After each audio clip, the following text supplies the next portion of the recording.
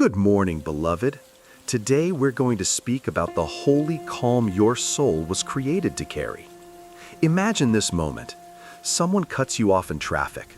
Your chest tightens, your pulse quickens, your lips curl with a word that shouldn't be spoken. It happens in a flash. Or maybe it's quieter. A friend forgets your birthday, a coworker interrupts you, a stranger rolls their eyes, and that slow boil inside you begins. Are you in this situation? Are you constantly triggered, disturbed, irritated by the small and the petty? Do you wonder why, no matter how hard you try, peace feels like a glass castle shattered by the next offense?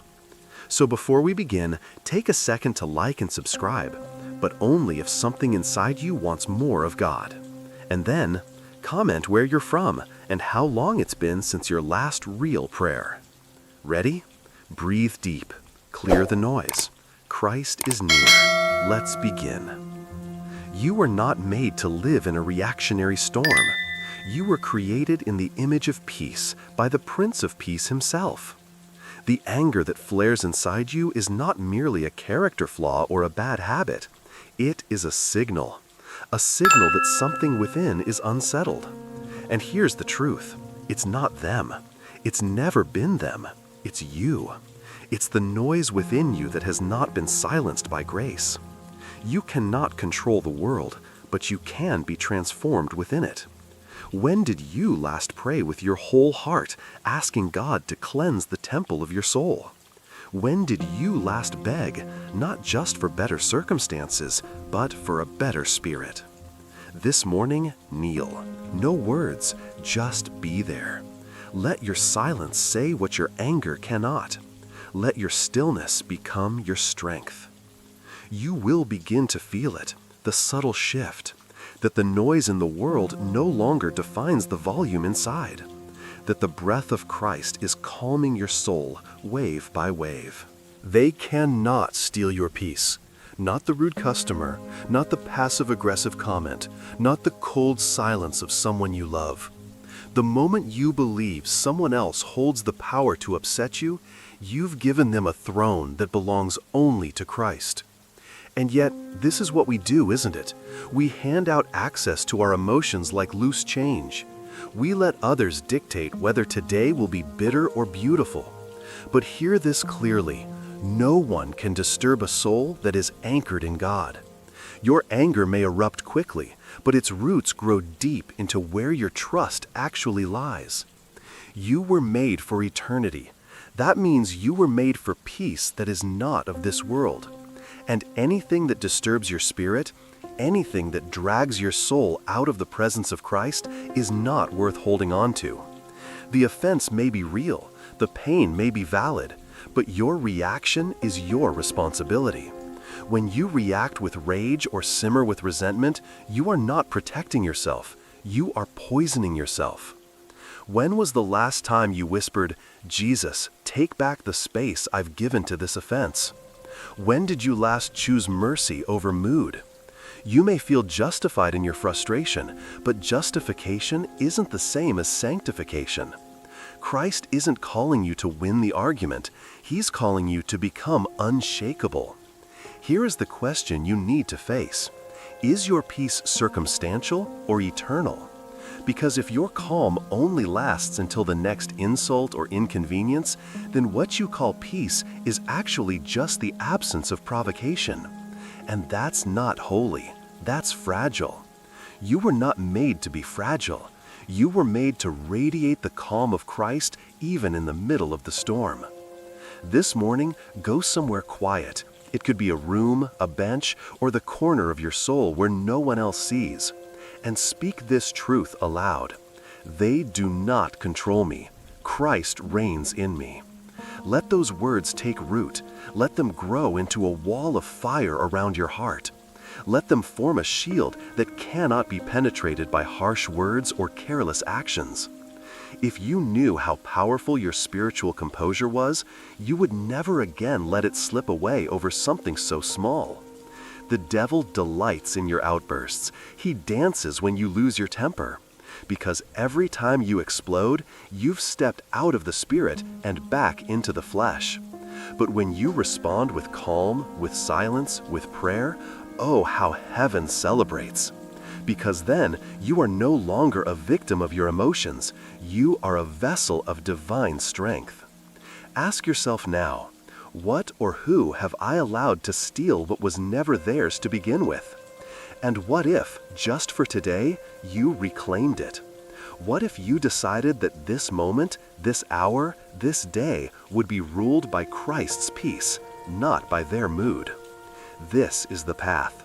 It doesn't begin with them changing. It begins with you remembering who your Lord is. The hidden idol of self. It's the root you often ignore, the uninvited guest at the table of your soul. Anger isn't always about injustice or even real offense. Many times, it's about pride. You get irritated not because someone did wrong, but because someone touched your ego. They didn't greet you.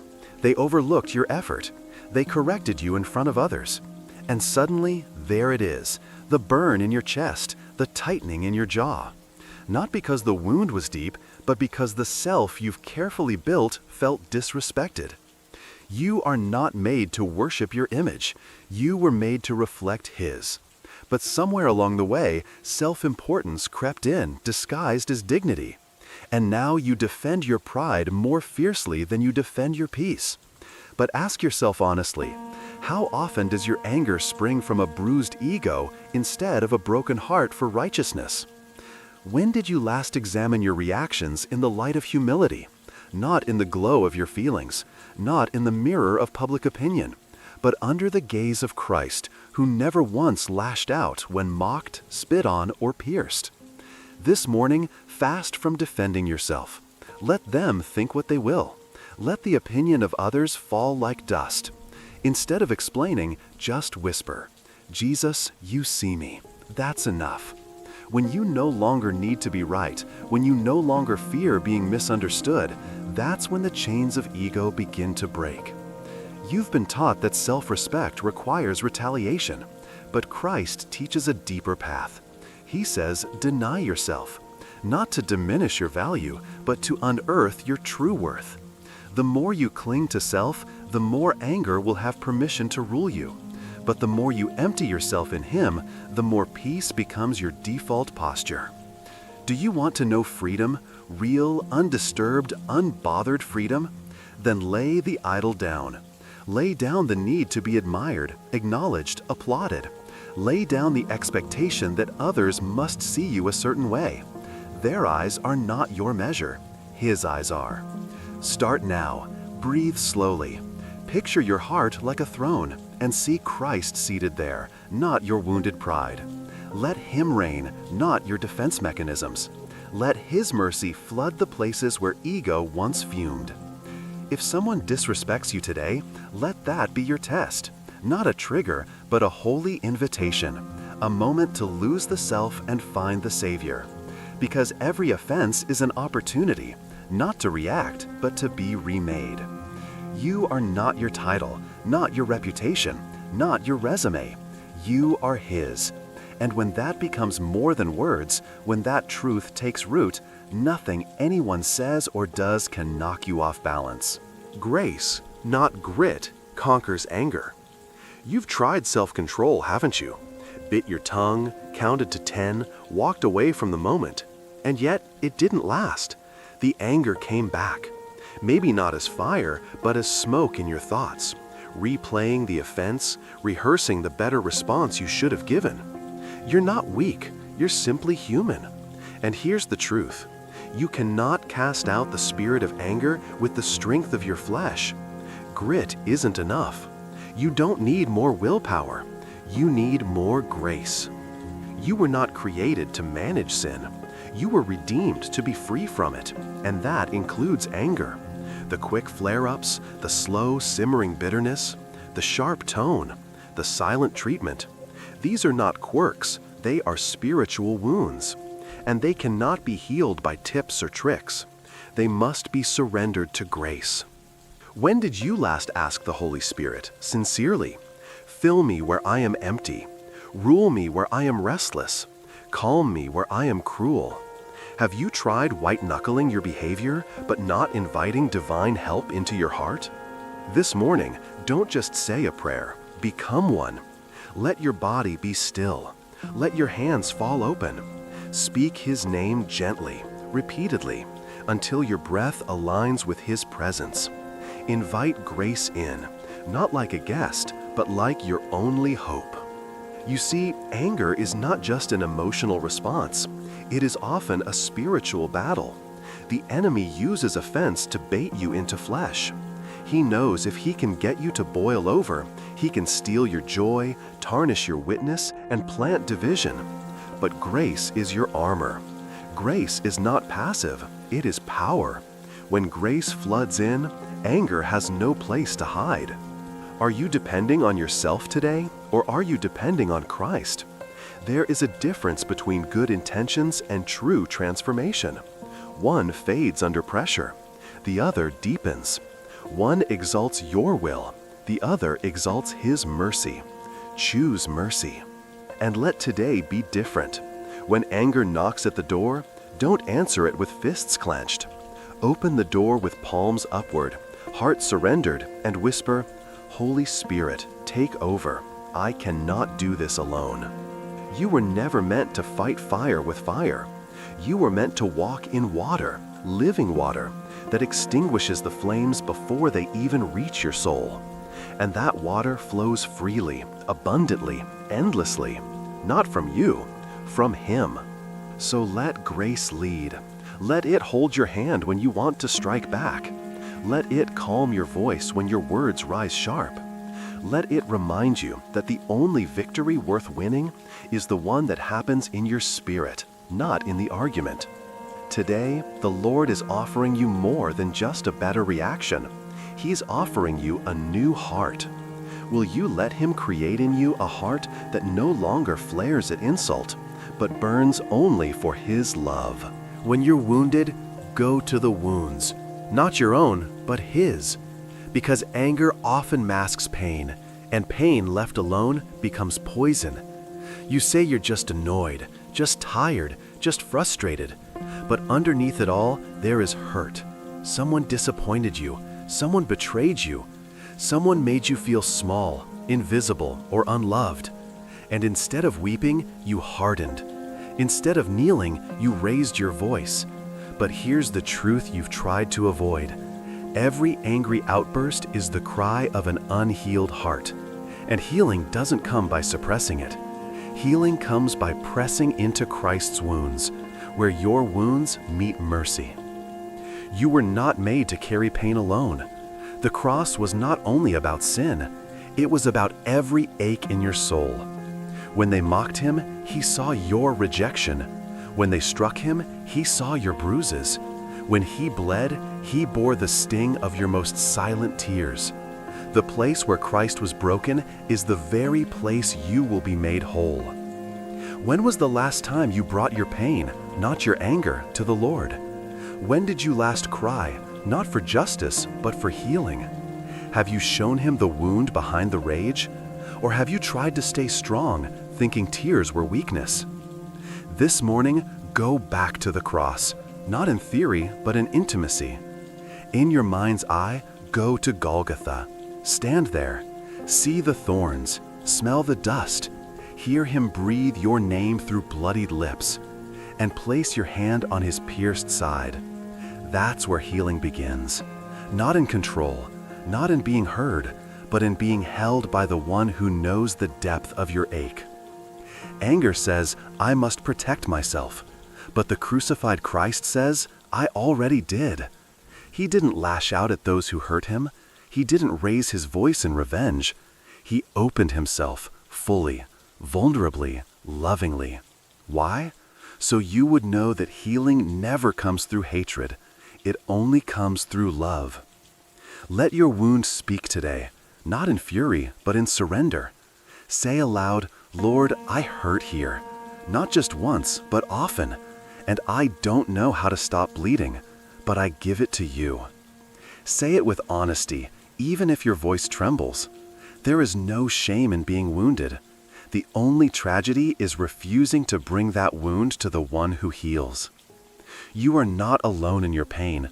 Christ is not just near you, He is with you, in you, suffering through you, and redeeming every jagged piece. And the more you run to His wounds, the more your wounds lose their sting. So the next time you feel that anger rise, stop. Don't suppress it. Don't vent it. Trace it. Follow it back to the place where you first felt unprotected. Then bring that moment to Jesus and let Him show you that His wounds are not symbols of defeat, but of unstoppable, eternal love. That love is yours now, and it is stronger than anything anyone could ever say or do to you. Speak less, surrender more. That's not weakness, it's wisdom.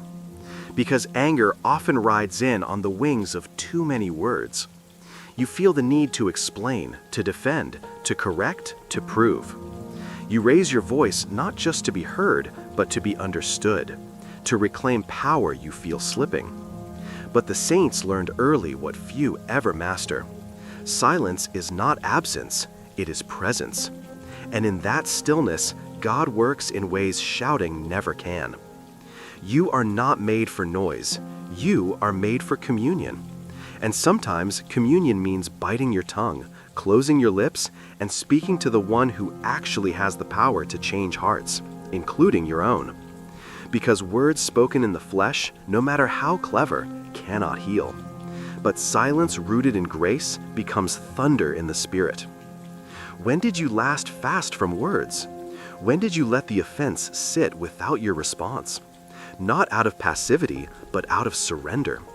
Because that's where strength is born, in the silence that listens more than it speaks, that waits more than it reacts. This morning, resist the urge to explain yourself. Instead, light a candle. Say nothing. Let the flame remind you. Christ didn't defend Himself before Pilate. He didn't retaliate when insulted. He stood there silent, with divine power resting in restraint. And in that silence, salvation began. You have nothing to prove to those who wound you. Your identity is not up for debate. Let God be your defender. Let His presence speak what your tongue cannot. The more you speak, the more you may miss what the Spirit is whispering. Think now, how many times have your words made things worse, not better? And how often has your silence spoken volumes in ways your anger never could? God does not need your volume to bring victory. He needs your trust. And trust often looks like stillness. So today, before you type the response, before you clap back, before you raise your voice, pause. Ask, is this necessary? Is this holy? Is this humble? If not, let it die on your lips and rise as a prayer in your heart. Say this under your breath today, every time you feel provoked. Lord, take this moment. I choose you over reaction. Over time, these quiet prayers become habits, and habits become virtue, and virtue becomes the anchor of your soul. You are not a fire to be fed. You are a temple to be filled. And God cannot dwell where noise constantly drowns His whisper. He speaks most often in silence. So create some, protect it, step into it.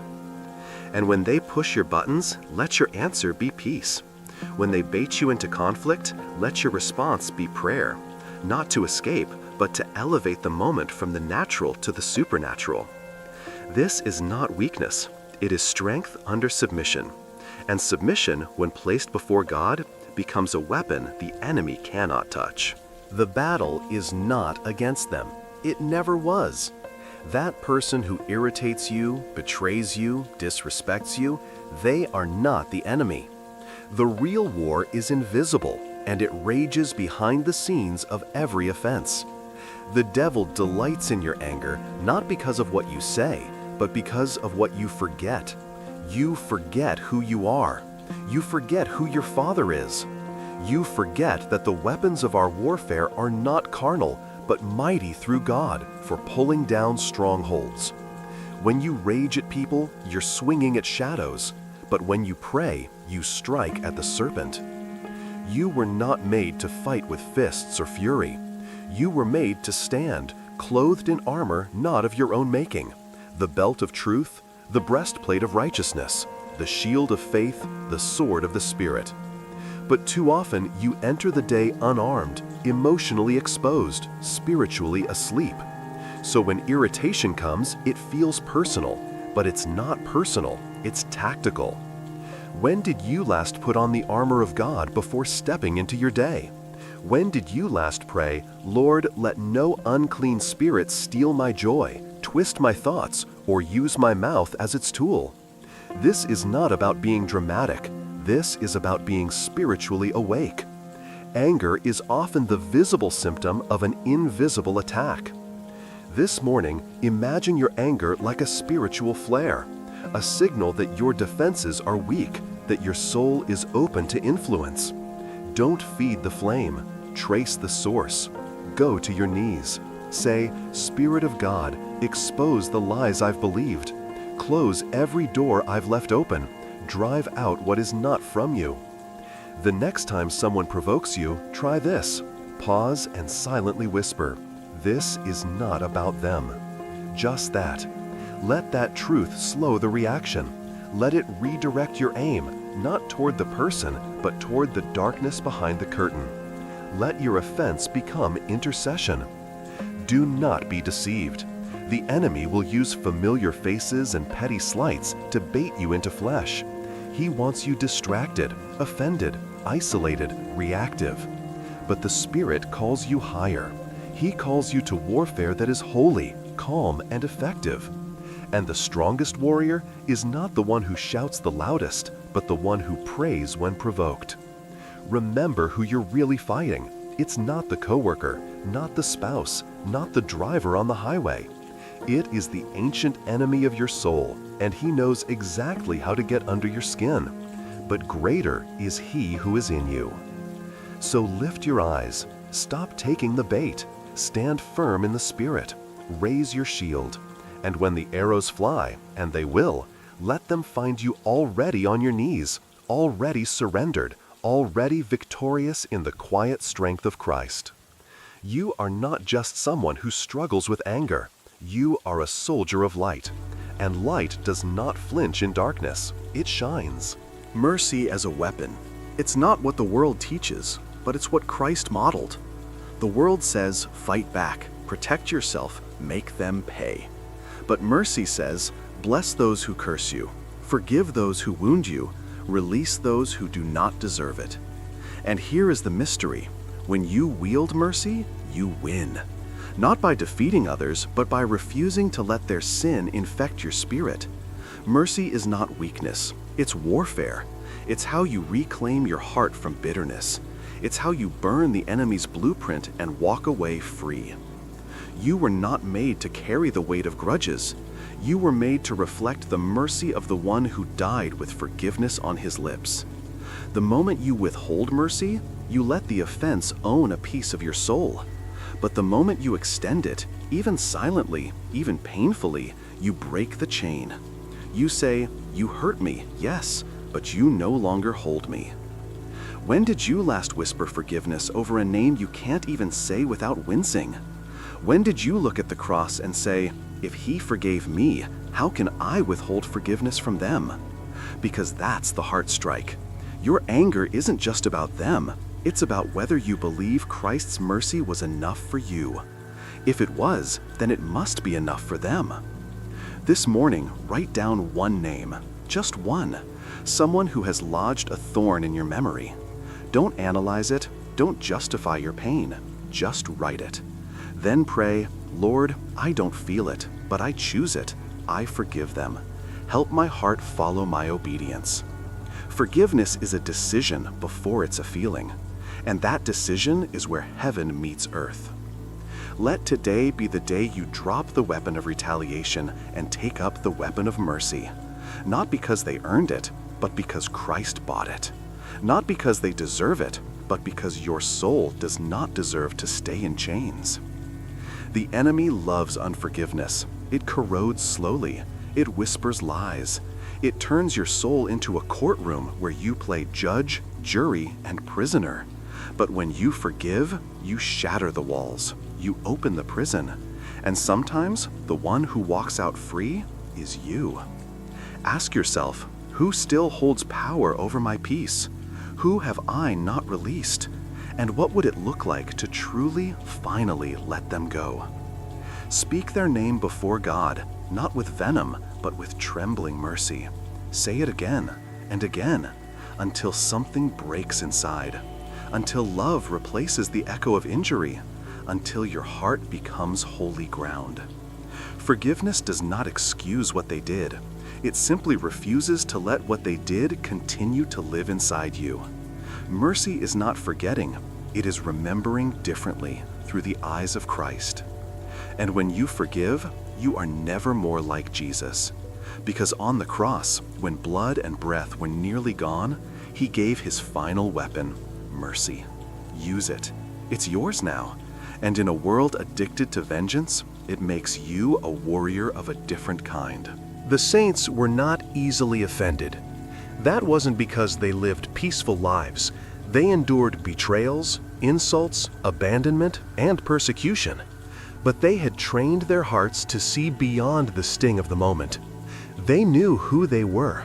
They knew who Christ was. And so offense could not cling to them. It slipped off their souls like dust shaken from sandals. You are called to that same freedom.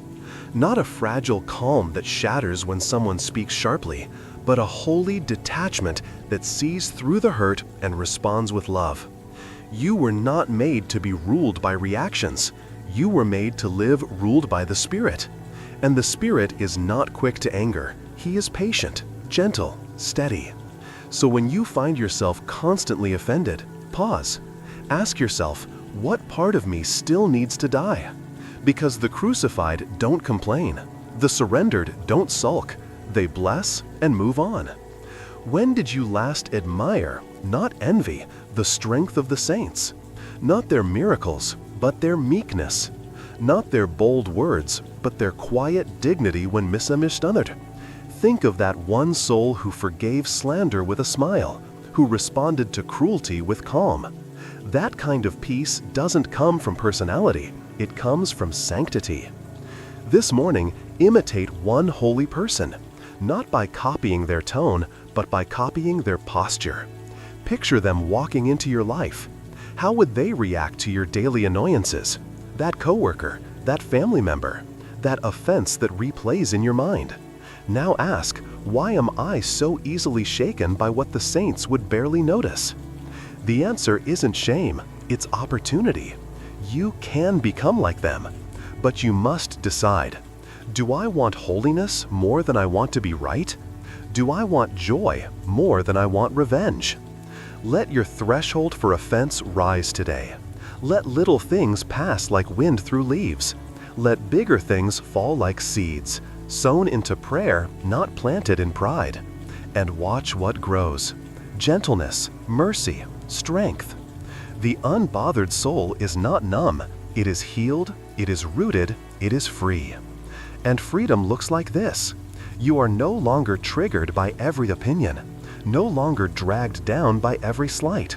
You respond with grace, not because you're avoiding confrontation, but because you're anchored in something deeper than approval or revenge. Practice today. When you feel offended, pause, smile slightly. Say in your heart, "Thank you, Lord, for this chance to die to self and live to you." It's a holy exchange. And every time you make it, you become less like the world and more like Christ. This is the fruit of surrender, not weakness, but power under control, not passivity, but divine composure. You are not called to be reactionary. You are called to be radiant. The saints still speak. Their lives echo across time, saying, you too can live this way. So listen, learn, and let their peace become your pattern. The unbothered soul is a weapon of light. In a world inflamed by offense, addicted to outrage, and driven by impulse, the one who walks in calm becomes a living contradiction, a testimony, a light that cannot be ignored.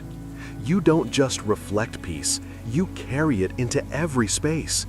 And that peace dismantles arguments, silences fury, and confuses the plans of the enemy. Because nothing terrifies the kingdom of darkness more than a believer who cannot be provoked, cannot be baited, cannot be moved.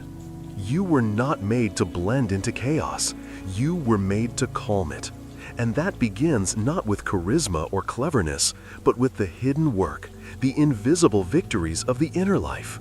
It begins when you choose stillness over snapping, when you choose prayer over pride, when you let the Spirit rise instead of letting your emotions rule. When did you last see your self-control not as a struggle, but as a weapon? When did you realize that every time you restrain your temper, the gates of hell tremble a little more? This is not about stuffing emotions. It's about allowing grace to govern them, to form you into someone the world cannot figure out, because you walk in a power they do not understand. This morning, ask the Lord to anoint your reactions. Yes, your reactions, those quick flashes that rise when someone interrupts, offends, dishonors you. Let Him baptize those moments in mercy. Let Him convert your instinct from combat to compassion. Picture this, your life, your workplace, your family, filled with tension, and there you are, quiet but confident, peaceful but strong. Your tone softens the room. Your presence disarms the rage. That is the power of the unbothered soul. Not indifferent, but deeply rooted. Not cold, but compassionate.